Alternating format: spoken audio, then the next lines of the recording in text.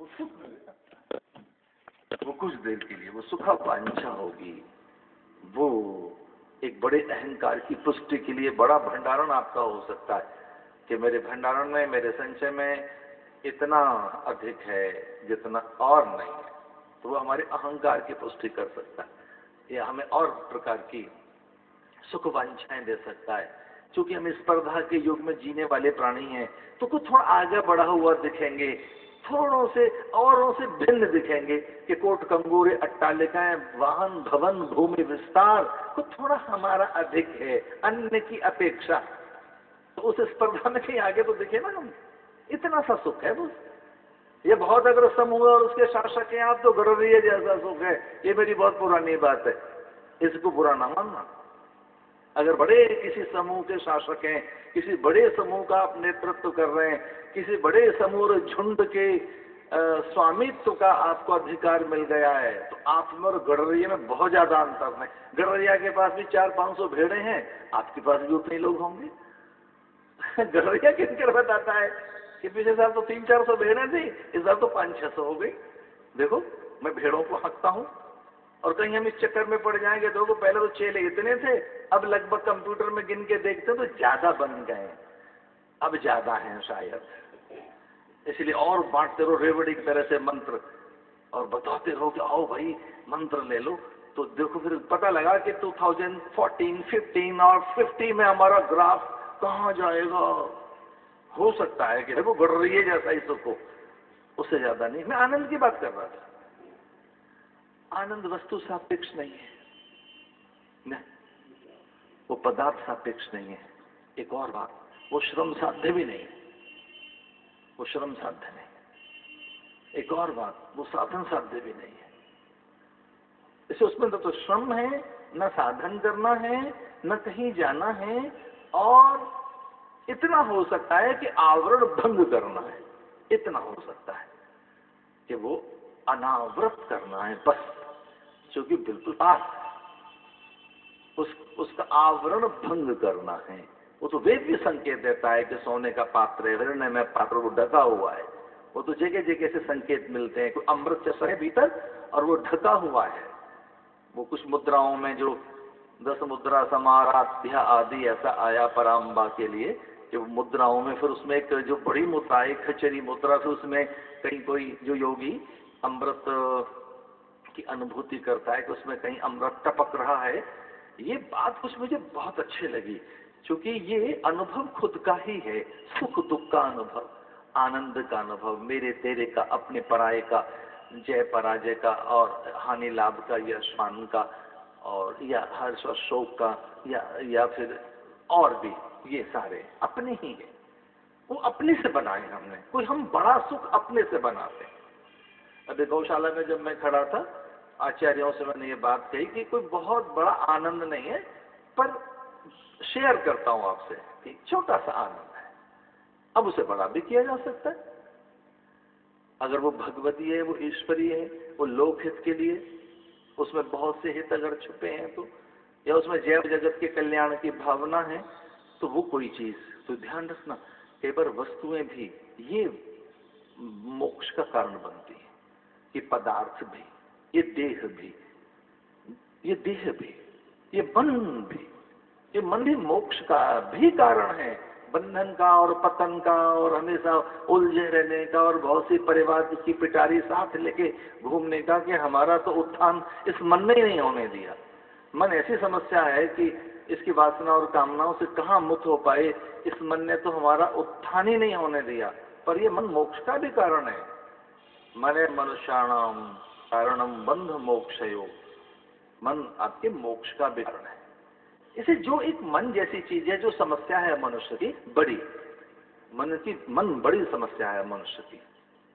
और मुझे डॉक्टर राधा कृष्णन के शब्द याद आते हैं, संयोग से मैंने उनकी कहीं पुस्तक पढ़ी थी, उसमें उन्होंने कोई पंक्ति लिखी है कि कोई ये बड़ी समस्या है और बड़ी चुनौती है, तो पहले इसे ही समझा जाए, और जिस दिन मनुष्य अपनी मन, क्योंकि वो उसकी समस्या है, वो अगर समस्या सामने है, तो मन माने द्वंद्व, मन करते जहाँ द्वंद्व है, जहाँ विषयासक्ति है, रूपासक्ति है, अहमता ममता है, जहाँ कामनाओं के बड़ी व्यूह रचना में उलझी हुई हमारी चेतना है। अगर मन ही कोई समस्या है और ये कोई चुनौती है तो इसे पहले स्वीकार करें और दूसरे को जीतने से पहले मन को जीतें, मनोजय करें। एक पंक्ति भी मैंने सुनी कि दूसरों को जीतने से पहले खुद को विजय करें या खुद को जीतें, अपने को भी जीतें। अगर विजयी होना चाहते हैं तो हम ये जीतना ही चाहते हैं कि भाई थोड़ा सा आगे दिखे हम, तो अपनी वासनाओं को ही जीत लें। चलते चलते एक बहुत छोटी सी मुझे बात याद आती है और घटना बड़ी सच्ची है कि किसी निसंतान दंपति ने, पति पत्नी ने अपने गुरु से कहा, काफी पुरानी घटना है, वो निसंतान थे और उन्होंने अपने गुरु से कहा, ये लगभग जब उनकी प्रौढ़ता ढल रही थी और उनके परिजनों ने बहुत बाध्य किया कि आपके संतान नहीं है कोई, जरा गुरु से चर्चा तो करो। और उन्होंने आधार लिया दशरथ का कि दशरथ ने भी गुरु से ही चर्चा की थी। दशरथ भी जाकर गुरु के पास ही बैठे और एक बार दशरथ मन माई भय गान मोरे सुतनाई। दशरथ के मन में ग्लानि हुई, गुरु के पास गए और कहा उन्होंने अपने गुरु से, वशिष्ठ से, कि गुरुवर मुझे पुत्र नहीं है और मूलतः मुझे पुत्रेच्छा नहीं है, पुत्र वासना नहीं है। मैं केवल ये नहीं चाहता कि कोई मेरा बेटा हो और इसलिए मैं सुख की कामना लेकर आया हूं कि मुझे वात्सल्य सुख लेना है। वस्तुतः ऐसा है, ये समूची वसुधा के वैभव का भोक्ता, नियोक्ता, निवेशक, संरक्षक और समूची रघुवंशीय परंपरा का, रघुवंश परंपरा का संवर्धक मुझे चाहिए जो पूरी धरा को सहेज के रख सके। तो अगर कोई ऐसा उद्योग हो, तप उद्योग, कोई संकल्प, जप तप, पूजा पाठ और कोई उपाय, क्योंकि गुरु उपाय का भी नाम है। जब कहीं कोई उपाय न मिले तो गुरु के पास जाओ। गुरु उपाय, गुरु एक उपाय का नाम है। अनेक उपायों में एक उपाय गुरु है। तो उन्होंने कहा कि महाराज मैं इसलिए पूछने आया था, कोई योग्यता हो तो बताइए। और फिर ऐसा हुआ भी, श्रृंगी आदि ने मिलकर यज्ञ किया और वो खीर प्रकट हुई और उसे भगवान राम प्रकट हुए। वो आधार लेकर अपने गुरु के पास गया। एक पति पत्नी गए और उन्होंने कहा, गुरुवर हमको संतान नहीं है और मित्रों के आग्रह के कारण हम प्रकट कर रहे हैं। यद्यपि आपको तो पता ही है हम आपकी सेवा में हैं, सेवा सपरिया में महीनों आकर रहते हैं आपके पास। लेकिन उनसे एक बात निकल गई मुझे, क्योंकि आध्यात्मिक व्यक्ति थे। अब देखिए आध्यात्मिक व्यक्ति की भाषा क्या होती है। गीता में यही तो प्रश्न करता है अर्जुन की, जो समाधि उपलब्ध है, स्थित प्रज्ञ है, उसकी भाषा क्या है, उसका छंद कैसा होता है, वो देखने में कैसा लगता है, वो किस ढंग से सोचता है। जो स्थित प्रज्ञ होता है, जो जगा हुआ व्यक्ति है, जो आध्यात्मिक व्यक्ति है, वो किस ढंग से जीता है। कृष्ण ने फिर वो उत्तर दिए हैं कि जो समाधि उपलब्ध है, सत्य उपलब्ध है, आत्मोपलब्ध है, जो जागृत है, स्थित प्रज्ञ है, जिसमें संस्कार स्थिर हो गए, जहाँ बहुत अधिक गुणों की चक्की नहीं चलती है और जहाँ राग द्वेष शिथिल हो गए हैं, जहाँ अविद्यास्मिता को उसने जीत लिया है और अभिनिवेश से जो मुक्त है, अभिनिवेश से जो मुक्त है, यानी उसे भय नहीं लगता, उसे किसी तरीके से कोई भय नहीं लगता। और ये जो कभी भय न लगना है, ये बड़ी साधना है।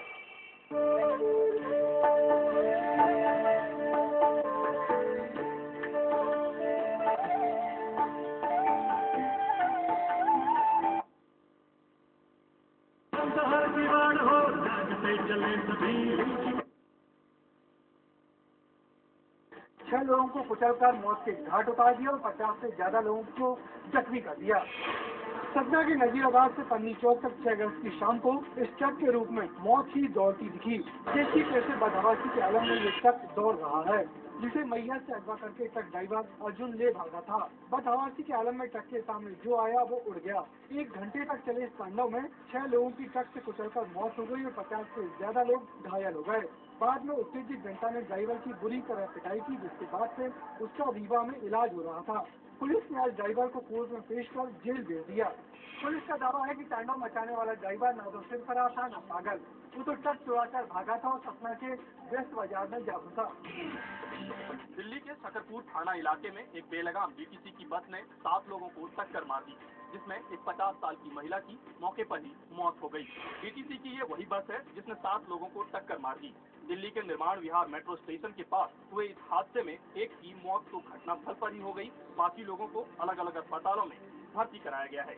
घटना के बाद बीटीसी बस के ड्राइवर जोगिंदर को पुलिस ने गिरफ्तार कर लिया। दस्तगीरों के मुताबिक बस काफी रफ्तार से चल रही थी। जयपुर के भट्टा बस्ती इलाके में निर्माणाधीन 4 मंजिला इमारत के सुबह करीबन 3:30 बजे एकाएक गिर जाने की वजह से उसमें 8 से ज्यादा लोग दब गए। आसपास के लोगों ने फौरन ही लोगों को निकालने का कामकाज शुरू किया। प्रशासन की टीमें भी मौके पर पहुंची और इसी दौरान 6 लोगों को मलबे के नीचे से निकाल लिया गया। जिला प्रशासन का कहना है कि इस हादसे में 2 लोगों की मौत हो गई है और इसके अलावा 6 लोग गंभीर रूप से घायल हुए हैं। अभी भी मलबे में 3 लोगों के फंसे होने की बात प्रशासन मान रहा है और इसी के लिए बचाव और राहत के काम चल रहे हैं।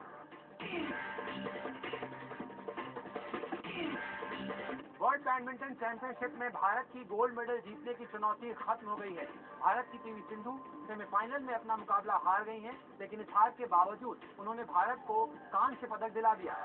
वर्ल्ड बैडमिंटन चैंपियनशिप के सिंगल्स मुकाबले में सेमीफाइनल में भारत की पीवी सिंधु को थाईलैंड की खिलाड़ी रचना कृष्णन ने सीधे गेम में 21-10, 21-13 के अंतर से हरा दिया। इससे पहले सिंधु ने क्वार्टर फाइनल मुकाबला जीतकर ही भारत के लिए कांस्य पदक पक्का कर दिया था। पीवी सिंधु ने अपने करियर में पहली बार बैडमिंटन वर्ल्ड चैंपियनशिप में हिस्सा लिया था, जहां उन्होंने ब्रॉन्ज मेडल जीता। जाहिर है आने वाले वक्त में उनसे उम्मीदें अब बढ़ जाएंगी। अमेरिका में एक विमान एक घर में घुस गया। इस हादसे में 6 लोगों की मारे जाने की आशंका है। ये तस्वीरें हैं अमेरिका के कनेक्टिकट में हुए विमान हादसे की। ये छोटा विमान एयरपोर्ट के नजदीक लैंडिंग के वक्त क्रैश कर गया और इस घर में घुस गया। विमान के क्रैश करने के बाद घर में आग लग गई। इस हादसे में 6 लोगों के मारे जाने की आशंका है, जिसमें 2 बच्चे भी शामिल है। जिस घर पर विमान गिरा है वो घर आधे से ज्यादा जल चुका है। शाहरुख खान की चेन्नई एक्सप्रेस ने पहले दिन की कमाई के सभी रिकॉर्ड तोड़ दिए हैं। यूटीवी की माने तो उन्होंने सलमान खान की फिल्म एक था टाइगर को भी पछाड़ दिया है। शाहरुख खान और दीपिका पादुकोण की चेन्नई एक्सप्रेस ने पहले दिन 33 करोड़ 12 लाख रुपए की कमाई की। बॉलीवुड में इससे पहले किसी भी फिल्म ने पहले दिन को इतनी कमाई नहीं की थी। सलमान खान की एक था टाइगर ने पहले दिन 32 करोड़ 25 लाख रुपए की कमाई की थी। गुरुवार को पेड प्रीव्यू में भी फिल्म ने 6 करोड़ 75 लाख रुपए कमाए थे। ऐसे में अब तक ये फिल्म 39 करोड़ 87 लाख रुपए कमा लिए हैं। ब्रिटेन, अमेरिका, सिंगापुर और यूएई में भी फिल्म ने पहले दिन रिकॉर्ड कारोबार किया है। अगर यही ट्रेंड शनिवार और रविवार को भी जारी रहता है तो पहला वीकेंड खत्म होने पर ये फिल्म 100 करोड़ की कमाई कर सकती है। 24 रिपोर्टर में फिलहाल इतना ही। एबीपी न्यूज की नजर दिन भर रहेगी इन खबरों पर। हैदराबाद में नरेंद्र मोदी की रैली, दिल्ली में बिजली दाम बढ़ोतरी के खिलाफ बीजेपी का प्रदर्शन और किश्तवाड़ की घटना के खिलाफ बीजेपी का जम्मू बंद जारी।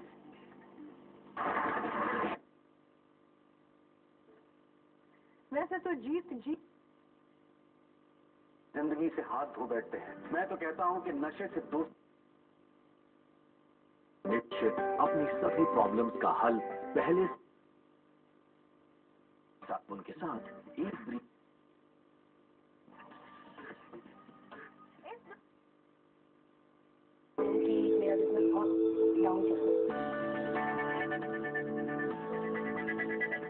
दिल्ली में रह रही एक जैन फैमिली ने भी yes I can change file को अपनाया।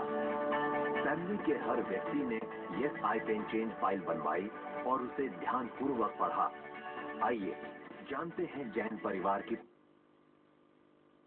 by 100 times. 888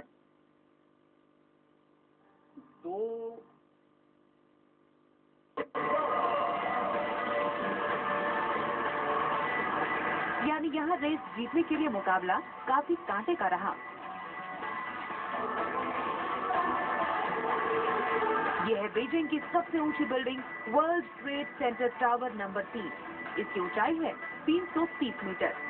यहाँ इस मुकाबले के लिए सभी धावकों को कई ग्रुप में बांटा गया और फिर शुरू हो गई बीजिंग के इस सबसे ऊंची बिल्डिंग पर पहले पहुंचने की रेस।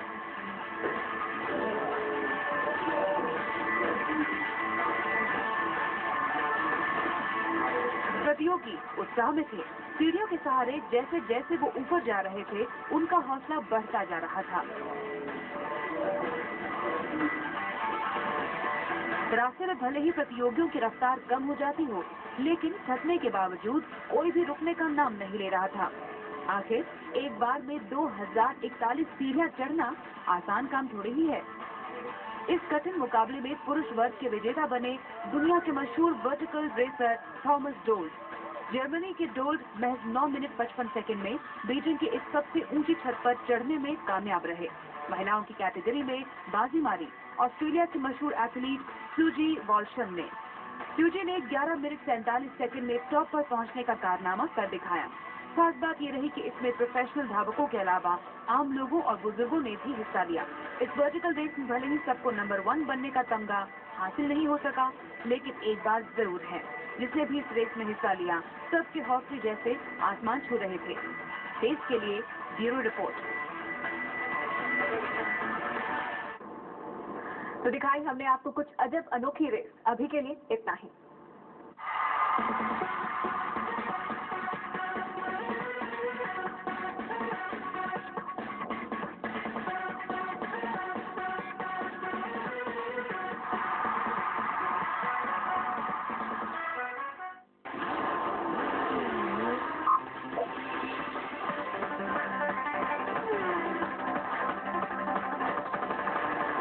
रोज सुबह 8:15 बजे और रात 9:45 बजे सिर्फ तेज पर।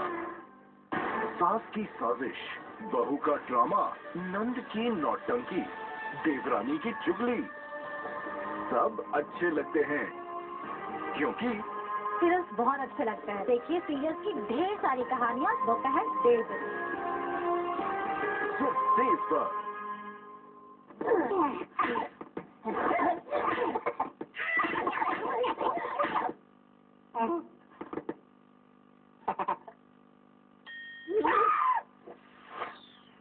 So sorry.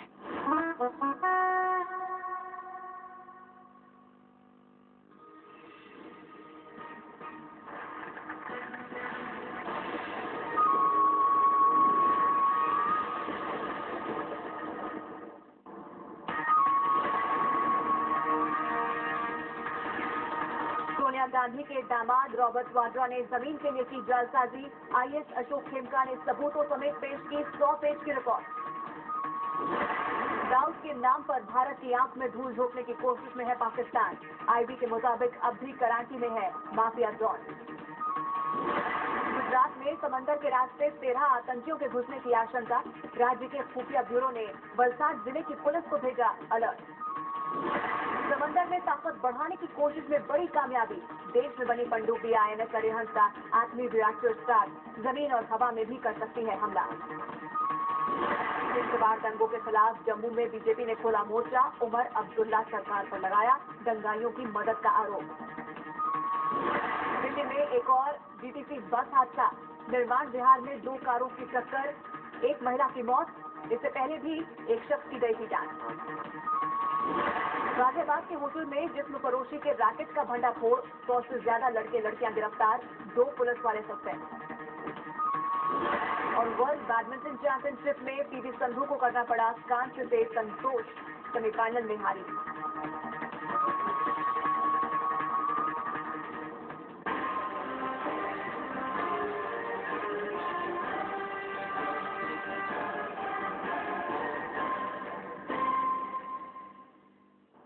नमस्कार, आप देख रहे हैं तेज और मैं हूं शिप्रा शुक्ला। पाकिस्तान फिर तोड़ने लगा है हर दिन सामने आ जाता है पड़ोसी देश का कोई ना कोई गुनाह।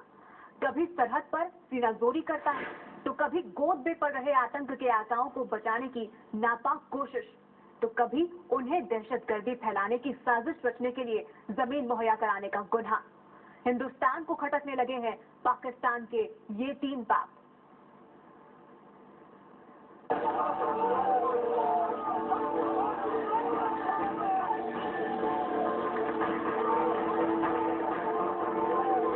गुस्से से उबल रहा है भारत। सड़क पर गुस्सा, संसद में गुस्सा, सीमाओं पर गंभीर खतरा है। इस संसद में ताकत है कि हम जवाब दें पाकिस्तान को। इस गुस्से की वजह है वो पड़ोसी जो बार बार हिंदुस्तान के संयम का इम्तिहान ले रहा है, बार बार गुनाह करके चुनौती दे रहा है, जख्म देकर उन पर नमक रगड़ रहा है। पाकिस्तान का बर्ताव किसी शातिर गुनहगार जैसा है। वो एक हाथ दोस्ती के लिए आगे बढ़ाता है और दूसरे से पीठ में खंजर घोंप देता है। बगल में छुरी और मुंह में राम राम। वो बड़ी दुख की बात यह है कि देख, एक तरफ हम दोस्ती का हाथ बढ़ा रहे हैं और दूसरी तरफ हम ऐसे दरिंदा वाकयात करते हैं। जुबां पर दोस्ती की कस्में और नियत में दगा, ये है हमारे पड़ोसी की फितरत। पाकिस्तान ने दोस्ती का लिबास पहनकर हिंदुस्तान को न जाने कितनी बार ठगा, लेकिन उसके हालिया 3 गुनाह ऐसे हैं जो हिंदुस्तान की आंख में किरकिरी की तरह चुभ रहे हैं।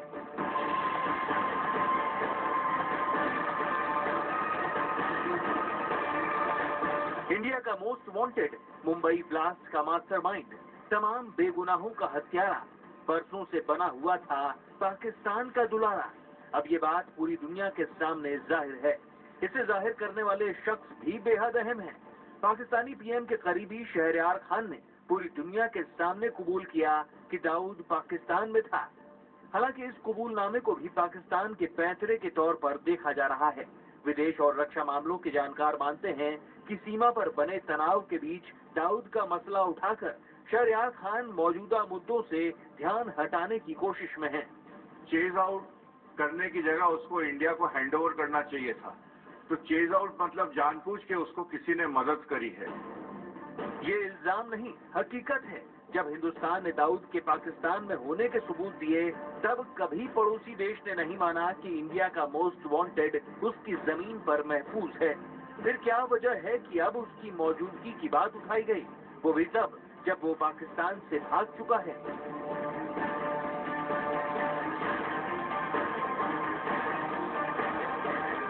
पाकिस्तान दाऊद को खदेड़ने की बात कर रहा है, लेकिन आतंक के सबसे बड़े सरगना आज भी खुलेआम लाहौर की गलियों में घूम रहा है, एलओसी का दौरा कर रहा है। पाकिस्तान की जमीन से हाफिज सईद भारत के खिलाफ खुली धमकियां दे रहा है। हाफिज सईद जो आतंकवादियों का नेता है, वो अभी दौरा करके गया था इसराइल के, तो कभी सावधान हो जाना चाहिए था। सीमाओं को दहलाने वाला आतंक का ये आका अब दिल्ली तक दहशतगर्दी के निशान छोड़ने की नापाक साजिश रच रहा है और गुनहगार पाकिस्तान आंख और कान बंद किए हुए है।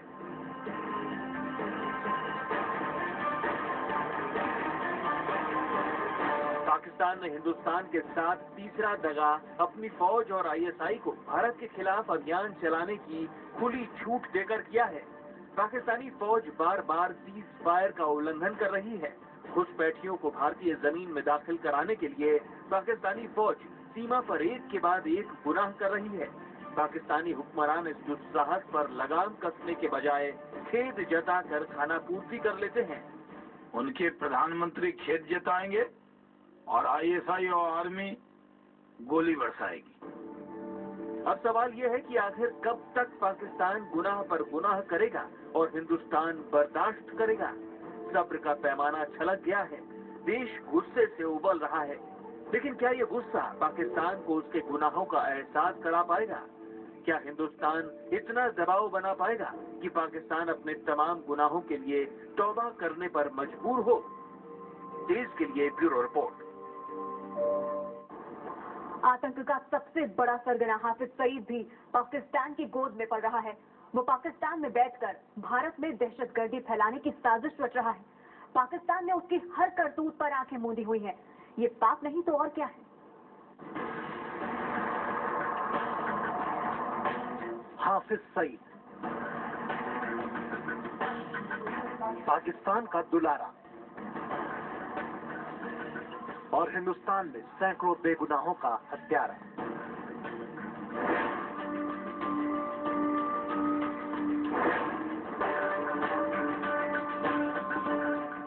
छब्बीस 11 को मुंबई पे हुए हमले से लेकर पुंछ सेक्टर में एलओसी पे हुई कायराना करतूत तक हिंदुस्तान के दामन पर इस नापाक आतंकी ने न जाने कितने जख्म दिए हैं। हाफिज सईद सिर्फ भारत की बनाई लिस्ट में गुनहगार नहीं है। लश्कर तैयबा को खड़ा करने वाले सईद की तलाश अमेरिका को भी है, लेकिन पाकिस्तान को कोई परवाह नहीं। जमात उद दावा जैसे आतंकी गिरोह का ये सरगना पाकिस्तान की गोद में पूरी तरह महफूज है। हाफिज सईद भी भारत का न केवल दुश्मन है बल्कि पूरे विश्व की इंसानियत का दुश्मन है। वो खुलेआम घूम रहा है पाकिस्तान की सरकार के नाक के नीचे। पाकिस्तान का गुनाह यह है कि वो सईद की हर नापाक हरकत पर आंख और कान बंद किए रहता है। मोस्ट वांटेड होने के बाद भी सईद ने लाहौर में ईद का जश्न खुलेआम मनाया। गद्दाफी स्टेडियम बुक करा के अपने समर्थकों को बधाई दी और हिंदुस्तान को दहलाने का मंसूबा खुलेआम जाहिर किया। जो हाफिज सईद ने कल कहा है और भारत में हम अटैक करेंगे, तो ये उनको लगता है कि सोवियत यूनियन को उन्होंने निकाल दिया, अब अमेरिका को निकाल दिया, वेस्टर्न फोर्सेस को निकाल दिया, तो भारत तो बहुत सॉफ्ट स्टेट है, भारत को हम संभाल सकते हैं। दाऊद को अपनी जमीन से खदेड़ने का दावा करने वाले पाकिस्तान को क्या सईद का ऐलान सुनाई नहीं देता है? आखिर वो हाफिज सईद पर इतना मेहरबान क्यों है? हाफिज सईद को पाकिस्तान की सरकार का संरक्षण है, प्रश्रय प्राप्त है। वो मिलजुल करके भारत को 1000 घाव देने की नीति पर चलने का काम करते हैं। भारत की सरकार को सख्ती से निपटना चाहिए। हाफिज सईद को संरक्षण देना पाकिस्तान का एक ऐसा गुनाह है जिसकी कोई माफी नहीं। पाकिस्तान में हाफिज सईद जब तक महफूज है, सरहदों से लेकर सरजमीन तक भारत खतरे की ही जद में रहेगा। देश के लिए ब्यूरो रिपोर्ट। पाकिस्तान अपने नापाक इरादे सरहद पर भी जाहिर करता रहा है। पाकिस्तानी फौज बार बार सीज फायर को ठेंगा दिखा रही है। पाकिस्तान करीब 60 बार युद्ध विराम का उल्लंघन कर चुका है। सरहद पर पाकिस्तान की ये सीनाजोरी किसी पाक से कम नहीं है।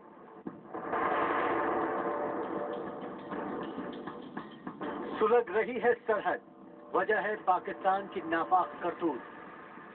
सरहद पर शांति बहाल रखने के लिए कस्में खाने वाला पाकिस्तान अमन खत्म करने का सबसे बड़ा गुनहगार है। मंगलवार को पुंछ इलाके में पाकिस्तानी सेना युद्ध विराम का उल्लंघन करते हुए भारतीय सरहद में दाखिल हो गई। इस हमले में भारत के 5 जवान शहीद हो गए। इस 8 साल के 8 महीनों के दौरान पाकिस्तान ने ऐसी कायराना करतूतों को बार बार अंजाम दिया है। साल की शुरुआत ही पाकिस्तान की दगाबाजी से हुई। हमारे 2 जवानों की पाकिस्तान की फौज ने हत्या की थी, उसमें एक का हर काट के वो ले गए थे।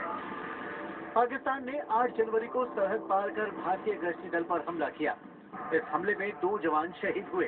तब से अब तक पाकिस्तान करीब 60 बार युद्ध विराम को ठेंगा दिखा चुका है। अब सवाल यह है कि पाकिस्तान बार बार भारत को उकसा क्यों रहा है? पाकिस्तान उकसावे की कार्रवाई बेवजह नहीं कर रहा। उसकी ये तमाम करतूतें खास मकसद के लिए हैं। इन्होंने एक कश्मीर में के प्लान बनाया है और वो प्लान नवाज शरीफ ने बनाया है। वो के plan is the Kashmir plan. Pakistan के हुक्मरान एक तरफ दोस्ती की बात करते हैं, दूसरी तरफ सेना, ISI, दाऊद और हाफिज सईद जैसे गुर्गों के जरिए भारत विरोधी अभियान को हवा देते हैं। इस अभियान से निपटना भारत के लिए बड़ी चुनौती बन गया है। हमें एक संपूर्ण तरीके से सोचना चाहिए कि पाकिस्तान के फौज और ये जो गैर राष्ट्र गुट हैं जिनको पाकिस्तान के फौज ने पाला है, कि हम कैसे इस लहर को संभालेंगे। पाकिस्तान की सेना जंग के मोर्चे पर भारत से बार बार पिटी है। यही वजह है कि वो कायराना करतूतों के जरिए भारत को चोट पहुंचाने की कोशिश में रहती है। हिंदुस्तान ने कई बार दोस्ती के दावों पर भरोसा कर पाकिस्तान की करतूतों को माफ किया है, लेकिन इस बार वक्त की मांग ऐसा रास्ता तलाशने की है जो पड़ोसी को हद न लांघने की हिदायत दे सके। देश के लिए ब्यूरो रिपोर्ट। पाकिस्तान हर पाप करने के बाद भारत की तरफ दोस्ती का हाथ बढ़ा देता है। हिंदुस्तान ने इस बार पाकिस्तान का हाथ थामने में कोई दिलचस्पी नहीं दिखाई है, लेकिन क्या इतने भर से पाकिस्तान अपने गुनाहों से तौबा करेगा? पाकिस्तान में सरकार बदली तो खुशी भारत में भी देखी गई। बदलाव की लहर पर सवार नवाज शरीफ सत्ता तक पहुंचे तो लगा कि अब भारत पाकिस्तान के बीच तनाव घटेगा और दोस्ती बढ़ेगी। जब भी कोई वहाँ तब्दीली आती है एडमिनिस्ट्रेशन में, गवर्नमेंट में, हेड ऑफ स्टेट में, हेड ऑफ गवर्नमेंट में, तो हम यहाँ हिंदुस्तान में यही अपेक्षा करते हैं कि अब नई सरकार आएगी तो भारत के लिए अच्छी होगी। शरीफ सरकार के चेहरे पर शराफत का मुखौटा उतरा तो हवा बदलते देर नहीं लगी। पाकिस्तान को उसी की भाषा में जवाब देने की जिद जोर पकड़ने लगी। जब तक आप रिटेलिएशन नहीं करेंगे, cost of export of terrorism Pakistan का नहीं बढ़ाएंगे, तब तक ये हमले आपके ऊपर बढ़ते जाएंगे और जारी होंगे। हालात का रुख भांपते हुए पाकिस्तानी सरकार घड़ियाली आंसू बहाने लगी। पाकिस्तानी पीएम ने पुंछ में हुई घटना के लिए दुख जताया और भरोसा बहाल करने पर जोर दिया, लेकिन हर मोर्चे पर दगा देने वाले मुल्क पर भारत भरोसा करे भी तो कैसे? देखिए, इस वक्त भारत और पाकिस्तान के बीच में विश्वास बहुत कम है। विश्वास से ज्यादा मैं कहूंगा कि दोनों देशों के बीच में जो मिसट्रस्ट है और एक दूसरे के ऊपर जो आशंकाएं हैं वो ज्यादा है। अपने चेहरे पर तमाम मुखौटे चढ़ाकर रखने वाला पाकिस्तान अपने फायदे के लिए भारत से दोस्ती की बात जरूर करता है, लेकिन उसका बर्ताव कभी दोस्त दिखान नहीं रहा। ये रणनीति उनकी है कि आप कश्मीर को सुलझाने की कोशिश करेंगे, आसाम को शुरू करेंगे, आसाम को सुलझाएंगे, हैदराबाद को शुरू करेंगे। पाकिस्तान हर मोर्चे पर भारत के मुकाबले कमजोर है, लेकिन अमेरिका से लेकर चीन तक मिलने वाली मदद की वजह से उसे काबू करना आसान नहीं दिखता। अंतर्राष्ट्रीय स्तर पर पाकिस्तान को अलग थलग करना आसान नहीं। भारत को ये समझना होगा कि दहशतगर्दी के जो इस वक्त चुनौती हम सामना कर रहे हैं, हमको एक प्रकार से जो गुरुदेव टैगोर का लाइन है कि एकला चलो, हमको अपने जिम्मेदारियां, अपने चुनौतियों को अपने आप ही संभालना होगा। कहते हैं किसी के लिए अपना पड़ोसी बदलना मुमकिन नहीं, लेकिन भारत को ऐसी रणनीति जरूर